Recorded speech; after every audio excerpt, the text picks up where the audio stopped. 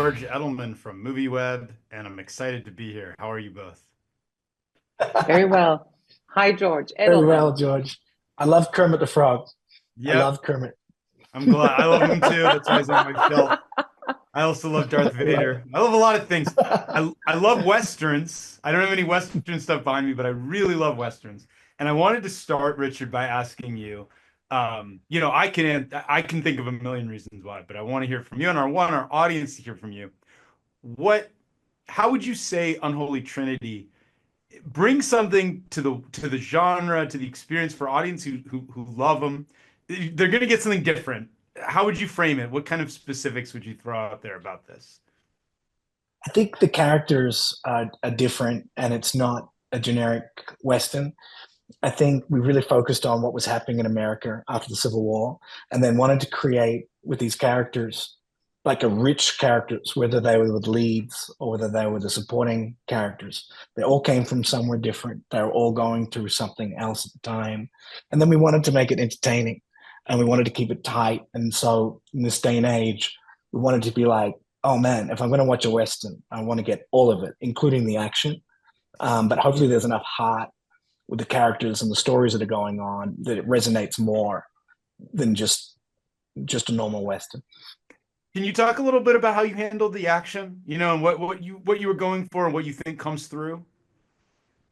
Yeah, so I'm a big fan of action with geography, knowing where the person is that's shooting you. So you find, or so it's just not violence for the sake of violence, right? So in each of the action sequences, whether it's on the hill or in the mine or around the house where Veronica is, we wanted to know where the shooter is and then try to do as long a shots as we could to try to tie it in. And it sounds simple, but when there's like 15 people surrounding the Dove house, it's important to know where everybody is so you can care. Also, so that you can care about the characters if they're going to be shot or get shot. Yeah, the blind chaos doesn't work for me narrative wise, No, so I get it. no. Um, Veronica, I wanted to ask you, women in the Western depicted differently over time.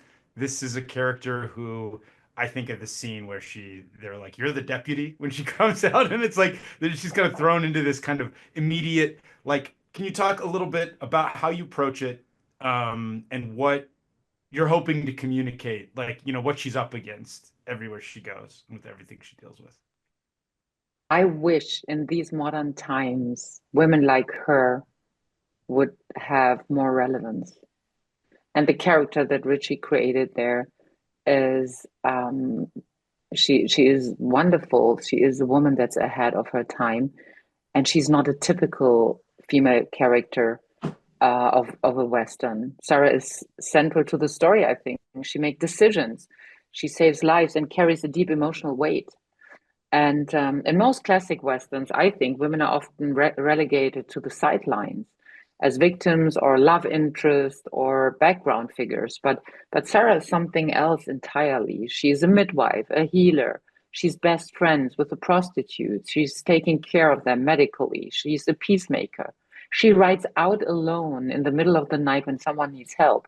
And that range is rare in this genre. Um, at the same time, she's not invincible. She longs for a child of her own. So she has her Hmm. own problems, the vulnerability, and this desire gives her a tremendous strength. Yeah, she's And this, fully realized. And that's part of what led to the question, is just thinking about the depth and the breadth of who the character is in this context. And I bet women like that did exist then. We just don't get stories about them as yes, much. yes. Um, And speaking it of kind makes of it so incredibly modern, I think, you know? Mm. yeah, definitely. You're in an upcoming Red Sonja adaptation, and I'm curious to ask you about it because Red Sonja is another kind of like classic piece of our culture.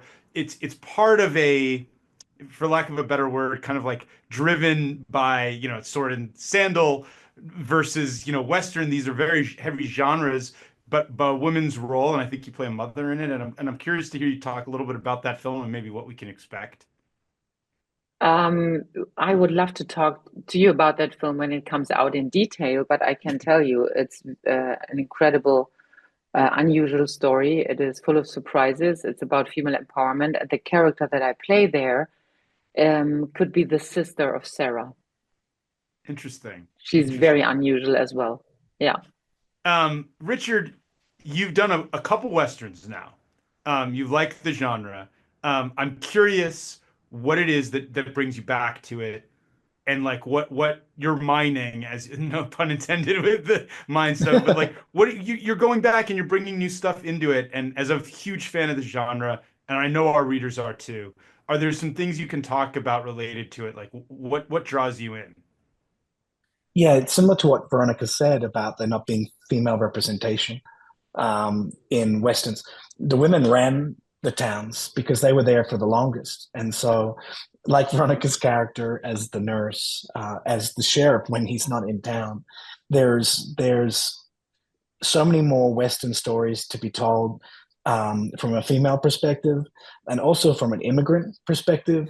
We don't get enough. That's why we wanted Irish with Pierce and Scottish and German, and then wanted to give Sam, not make him a traditional bad guy, let him come in and claim what's his, and give everybody. Karyanka, she has a fantastic backstory, and so there's better stories out there that haven't been told.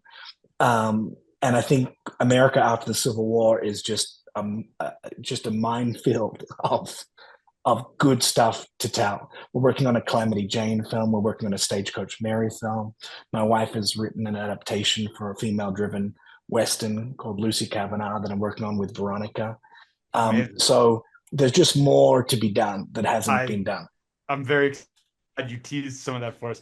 Last thing I want to ask you, Robert the Bruce. So you did something there that like takes over that incredible true story, right? And people are familiar with Braveheart, and you brought the actor back, and you kind of it's like it's like sequelizing something that, and the Braveheart part of the story, the William Wallace part that people know because of the movie, is almost the less crazy part than the Robert the Bruce part. And I'm curious to hear you talk a little bit about, for those who want to go back and discover this on streaming and stuff, your approach to that and that character and his story.